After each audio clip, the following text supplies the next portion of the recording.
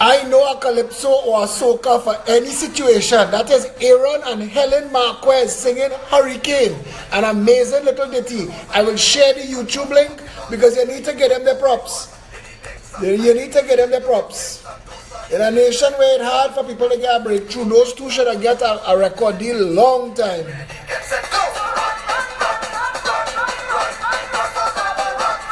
Peter, Peter Harry said I should be in raincoat and boots. I'm doing that later for spite.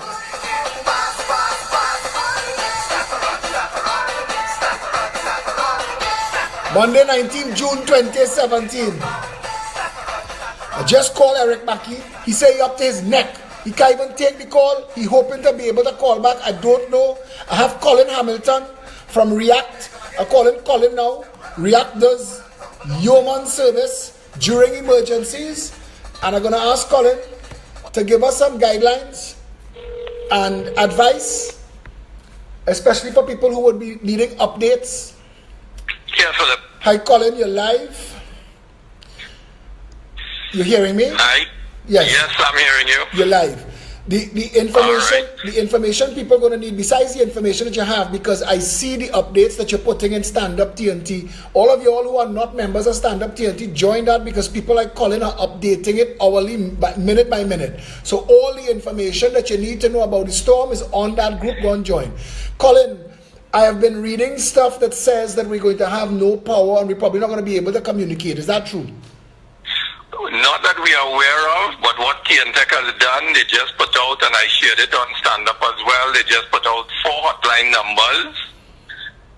So in the event that there's a power outage, all these are really precautionary measures. And let me start by saying, in situations like this, we start off by saying, don't panic, be calm.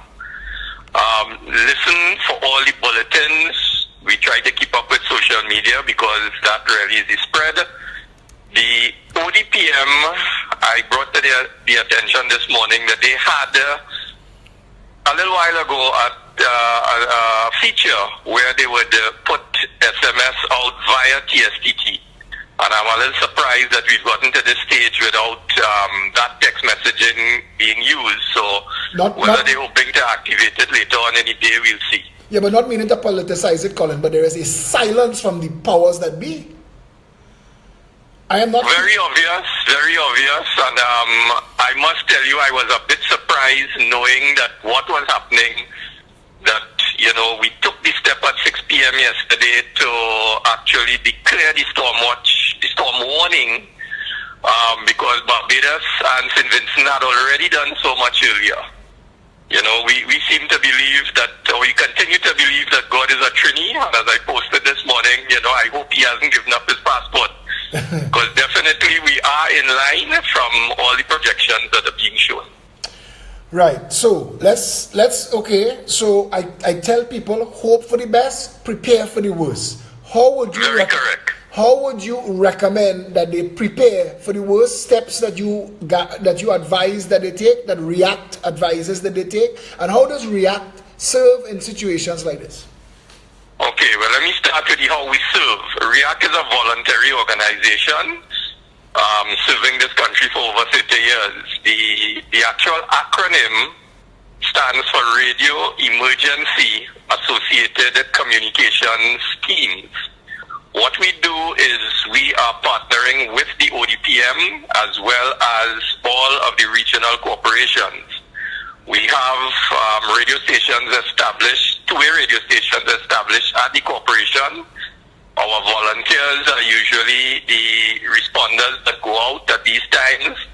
We report back the information to the regional corporation as well as the ODPM, and then the required resources are then dispatched to deal with those problems. Now, in terms of what we recommend, and I had sent you something this morning, which is the family evacuation plan. Basically, once that could be shared as well, there are tips for all different types of emergency situations. In the case of weather, hurricane, tropical storm, earthquake, that kind of thing, usually what is advised is that, you have adequate supplies of water, drinking water, as well, non-perishable foodstuffs. And these are things that, could remain at home for any time. So it's not hours before that you go rushing for it. I just passed by a Massey store and it seemed to be craziness there. So, we all now rushing because we understand the seriousness. But these are things that you could keep at home. They don't actually rot. Things like sardines, tuna, you have the other thing, you keep flour to make bread if need be. This is where gas stoves come in because, in the event that electricity goes, but, we all have, most of us have electric stoves now. The thing is that you also have to have your evacuation plan if you need to leave your home. So that the numbers that we had shared yesterday, those are for all of the regional corporation disaster management coordinators. So depending on where you live. I see Dane Harford just, sorry for crossing you, but Dane Harford just put up a post in Stand Up TNT, a comprehensive list of every telephone number that I think that you could possibly need in an emergency. So the public could also access that. He just put that up. Continue. Sorry about that. Very good. No problem. Because you see, there are lots of people out there that have access to certain information. And, it is timely that it is being shared. And once shared, I think people need to, try and print it out, post it up at home, laminate it if need be, post it up so that you always currently know, what to do in the event of an emergency. The reason I open by saying, stay calm is that is when you think best. When you panic, you know what happens when you panic. So stay calm. And always have that plan of action. In cases where you need to leave your house, know where the nearest shelter is and what is the best possible route to get there. In the event that, you don't have vehicles to do so, try and contact either the nearest police, fire, or regional corporation office and let them know what your requirements are. Will the public be able to access REACT, or is REACT working behind the scenes?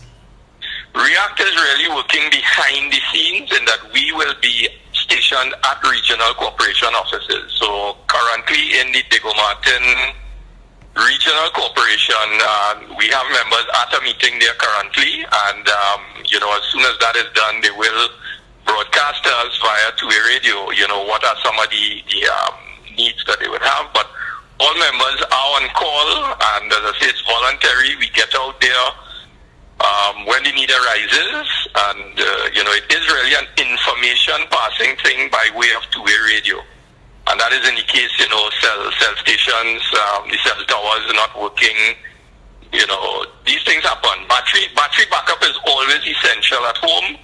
Have one of these radios that you can use your batteries so that you're staying up to date with what is happening. And, being able to respond accordingly. It is advised that you stay indoors. Don't try to find yourself being curious to get out there because you could do more harm than good.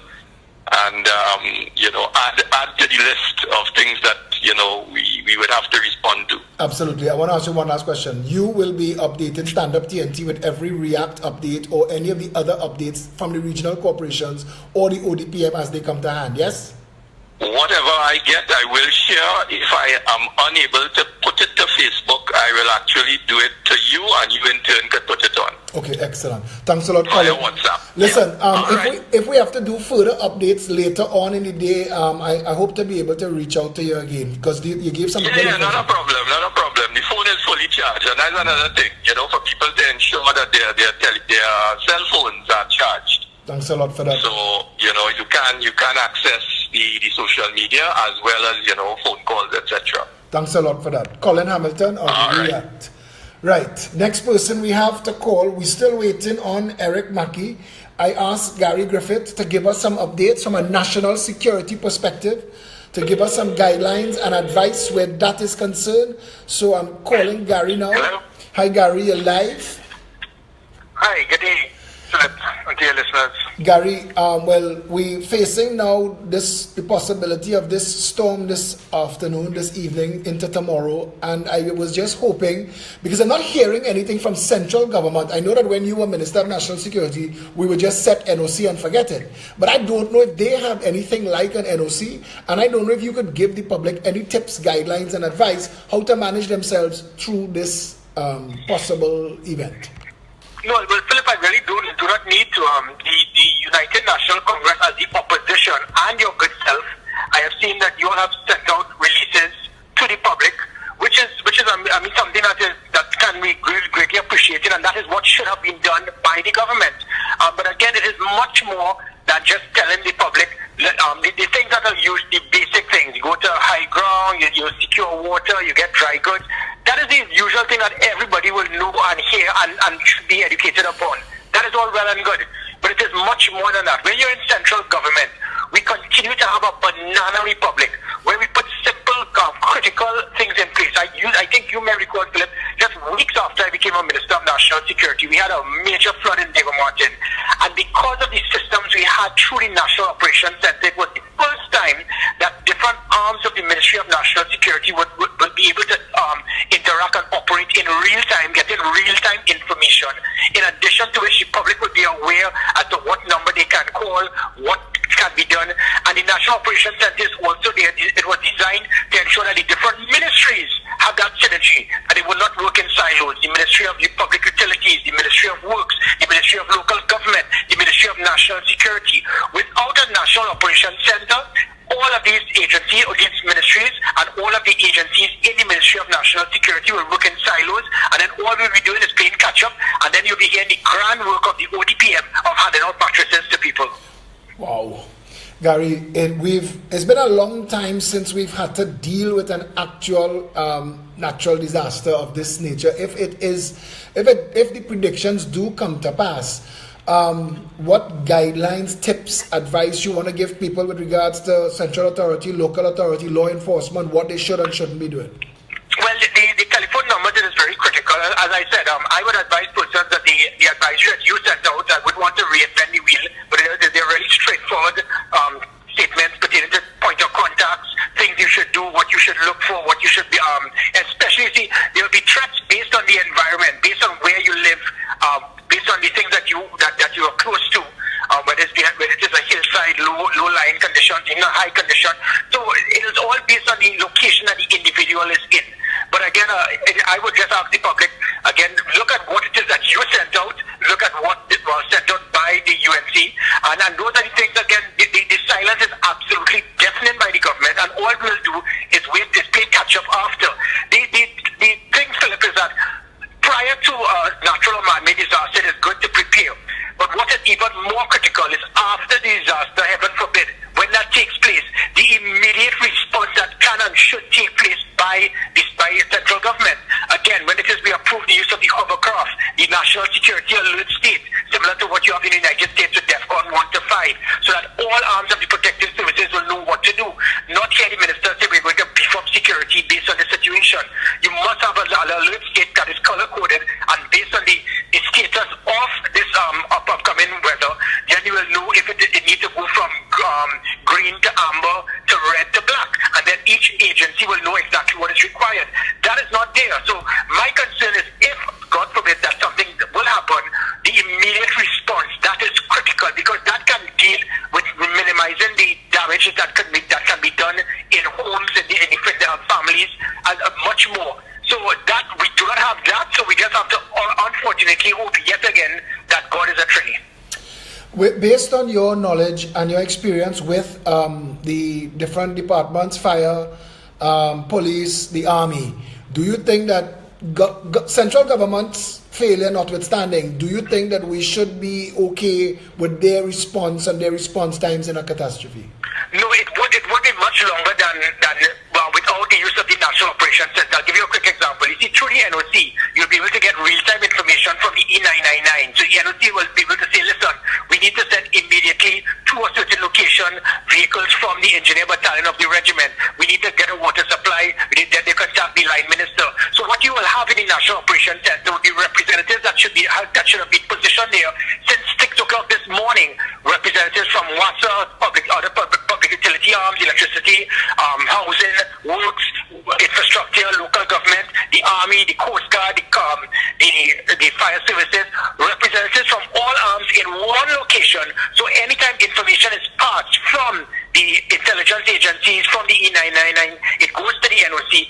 Different arms will be able to get the information in real time and pass it on to their operational units for an immediate response. That we do not have. So what will happen is someone will then call a location, then they will have to, that person will have to meet to contact a senior police officer or fire officer or member of the defense force or local government or whatsoever. And by the time it runs down that thread, time would be wasted, and that is where the critical element of the National Operations Center would come in. I think you can explain it much more, Philip. You in there, you in the heart of the belly of the beast, and because of the ignorance of the present administration, not understanding how such a system works, this is where we are going to have the delay in that immediate response, and that is very unfortunate. Gary, you need to remain on standby. Trinidad is going to need voices of reason, people for guidance. So you are going to have to remain on standby for social and other media to keep giving the people timely updates. And I want to tell you thanks a lot for all the work that you've been doing so far. Anytime. Take care. Talk to you later. Right. Former Minister of National Security, Gary Griffith. Now, let me tell you what's going on. You have to understand this. We are saying be proactive, be prepared. Hope for the best, expect the worst. This is what we just got from CNC 3.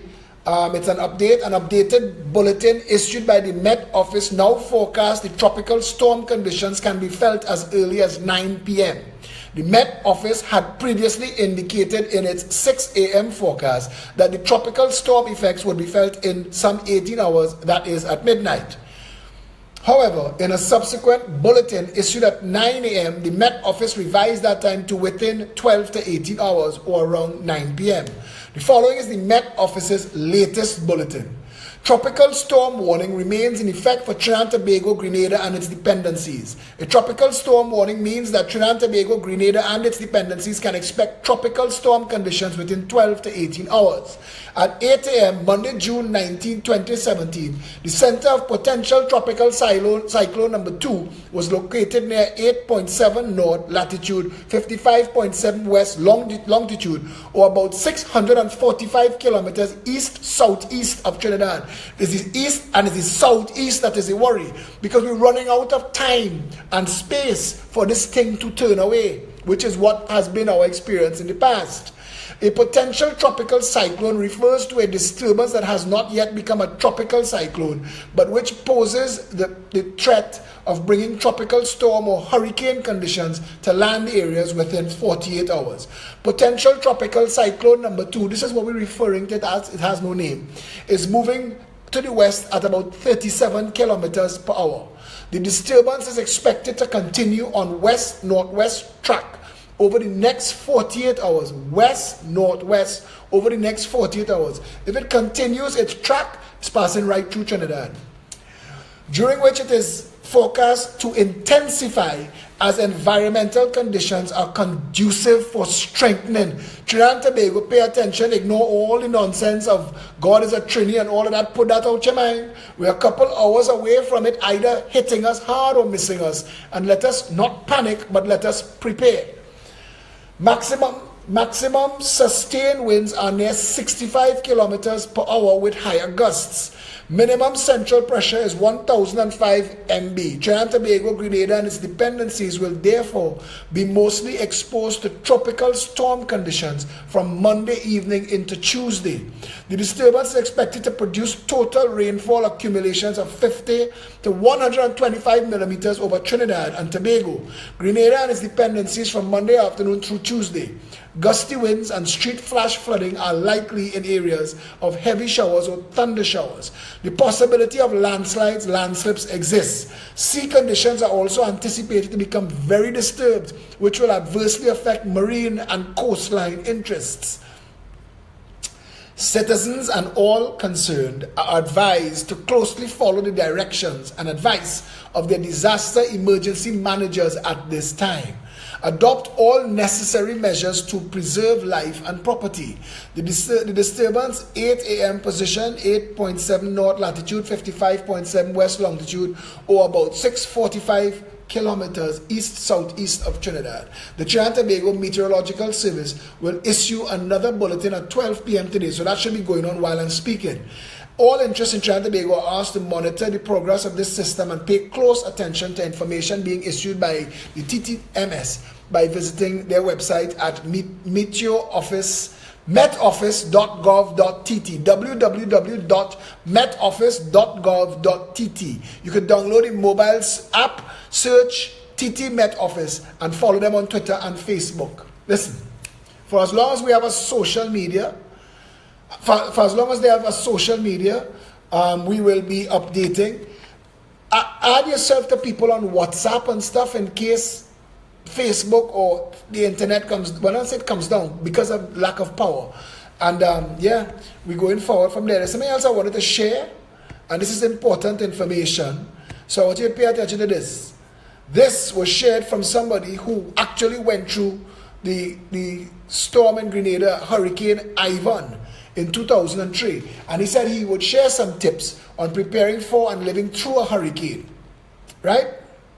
Peter Quentrell Thomas is the person who shared this. Trim any trees that overhang your house and get rid of the trimmings. Put outside furniture inside. If you have a pool, you can throw your plastic furniture into the pool. Remove anything outside that can be blown in the wind, small potted plants, etc. 1. Electricity. Your electricity company will probably cut the power to the whole island when a hurricane comes ashore. This can be quite scary, especially if the hurricane strikes at night. You need to know it might happen, so you are prepared. The electricity company has no option but to cut power before rather than during a hurricane. Now, they have not said this to us. He went through this in Grenada, so I'm sharing it with you. As the rest of the equipment and the rescue workers is too great to leave it on. Torches and battery power radios are critical. The electricity company will only restore power after they have completed physical inspections of their transmission apparatus, so it could be several days at a minimum if it occurs. If poles are down, it could be weeks or even months. It took Grenada 6 months to restore electricity to 80% of the homes. I hope you're starting to pay attention to how serious things can get. Food. Remember, with no electricity, everything in your fridge and deep freeze will go bad quickly. Turn your fridge and freezer to the coldest settings several hours before the hurricane arrives. This will help to make your frozen food last a bit longer. Fill a cup with ice and freeze it before the hurricane arrives. Place a coin on top of the ice. When you eventually open your freezer, you can tell if your food defrosted by the location of the coin in the cup of ice. Fill a large cooler with ice and put in the foodstuffs that you will use first after the hurricane passes, so that you do not need to open the door to your freezer or fridge. You can also fill a top-loading washing machine with ice and use it as a cooler. Consider buying a generator if this will be a problem for you. Keep stocks of food that does not need refrigeration. Actually go to the supermarket and fill up a trolley with tins and packaged stuff. You can always eat it when the hurricane season passes. Don't forget diapers, baby food, children's medicines, elderly medicines. Make sure you have enough toothpaste, shaving cream, feminine items, sanitary towels if you need medicine, and have at least a 2-week supply. 3. Toilets and showers. Do you rely on a water pump to get enough pressure to shower or flush toilets? If you do, then you had better figure out how you are going to manage with no electricity. Think about it. If you can't flush your toilet, what are you going to do? Discuss it with your family now. Have a plan to recycle water. After you wash the dishes, use the water to flush the toilet. Don't even think about a washing machine, as there will be no electricity. Hand wash. Do a bleach wash in the same water you used to do colors first. When finished, use the water to flush the toilet. Have all your clothes, sheets, towels already washed before the hurricane arrives. 4. Cooking. Does your stove need electricity to work? Better buy a gas ring and a bottle now. Don't wait until they announce the hurricane. Remember, you won't be able to go out and buy KFC doubles or pizza, as they can't work without electricity either. Water. Without electricity, there is no water. A simple water storage device is sweet drink bottles. You could collect them now as you consume the contents, wash them out, and fill them with water, which will keep for several months. The single biggest post-hurricane problem in Grenada was drinking water. You can avoid that problem at zero cost by stocking up now.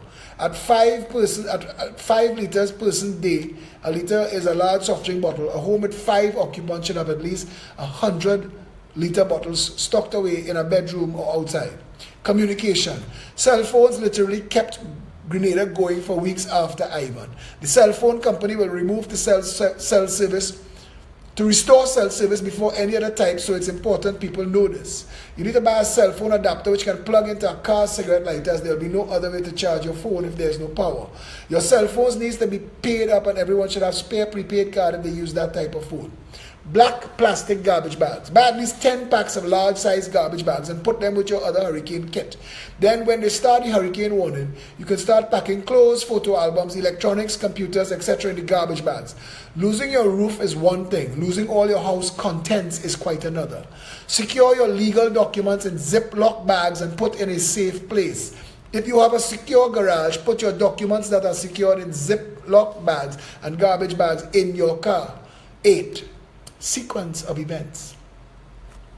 Most people don't realize a hurricane goes on for hours and hours. That is, hour 1, strange stillness. Keep wrapping clothes, boxes, and electrical equipment in garbage bags and stacking them in a part of the house least likely to be damaged by rain.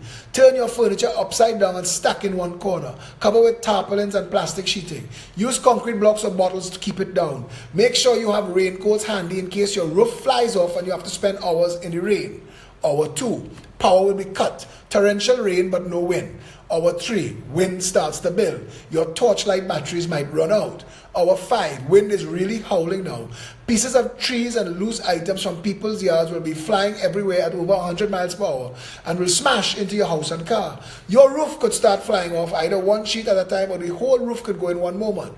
Rain will pour into your house, soaking all your clothes, furniture, etc. that you haven't wrapped in plastic. Hour 6, the eye of the storm. Strange car. Change batteries again. Hour 7. More extreme wind. Your roof may fly off if it hasn't already done so. Hour 8. The winds gradually subside, but there is still a lot of rain. Hour 9. You go outside to a scene of total devastation. No green anywhere, as every leaf has been blown away. Roads are impassable with debris. 9. State of emergency. If the government has any sense, they will declare a state of emergency at least 8 hours before the hurricane strikes. That is what he experienced in Grenada. This means that there will be a curfew to prevent looting. 10. Children, animals, and pets. Animals, pets, and children will become very alarmed. Prepare for it. Take steps to stop animals from running away. 11. Evacuation. Be prepared to be evacuated. Take time now to get all your important documents like passports, deeds, etc. together and store them in a waterproof bag which you can quickly pick up if you have to leave. Have an overnight travel bag with toilet stuff, medications, etc. ready. Have a waterproof jacket. Have a plan to hide away all valuables you can't take with you. One suggestion is to be prepared to dig a hole in the garden and bury your valuables in old ice cream tubs. Put concrete blocks on tops of them. Grenada suffered very serious looting of both businesses and homes. 12. Protect your car. The damage to cars in Grenada was enormous. For many people, their car costs more than their home, and it is often vital to their livelihood. Cover vehicles with tarpaulins. A 20 by 20 costs about $200, and tying them to the vehicle with stout rope. LED lights that run off car batteries are a good idea if power goes. LED lights. Cars will often be the only independent power source, as family has one torch and radio batteries run out. All vehicles should be filled up with gas prior to a hurricane. 13. Cash. There will be no banks and no ATMs until power comes back. This may be several weeks. In the worst case, have cash at home so you can buy any small items that you need. Just checking some messages that I'm getting here now. Yeah, just give me a minute.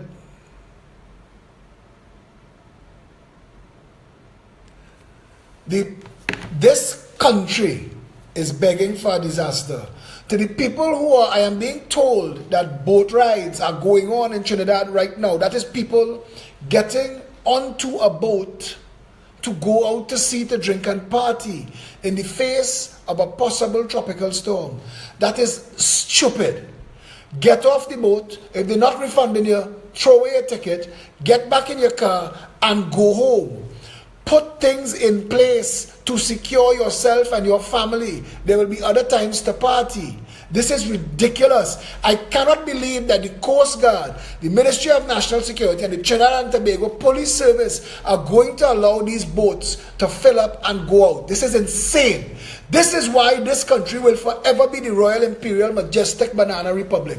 Because under a proper government, that would not be allowed. And it should not be allowed. Because if something happens and loss of life occurs, people will say, where was central government? This is where central government is supposed to be proactive.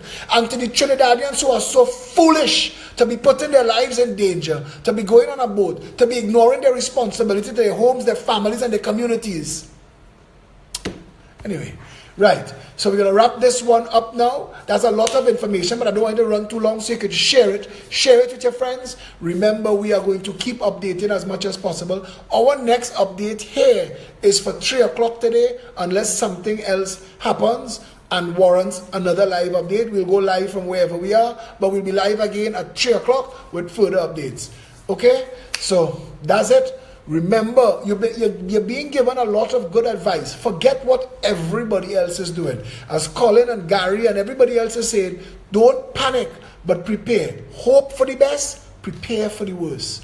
There's a lot of good advice that was shared here. Feel free to run through the lists and keep yourself safe. Stay safe, Trinidad and Tobago.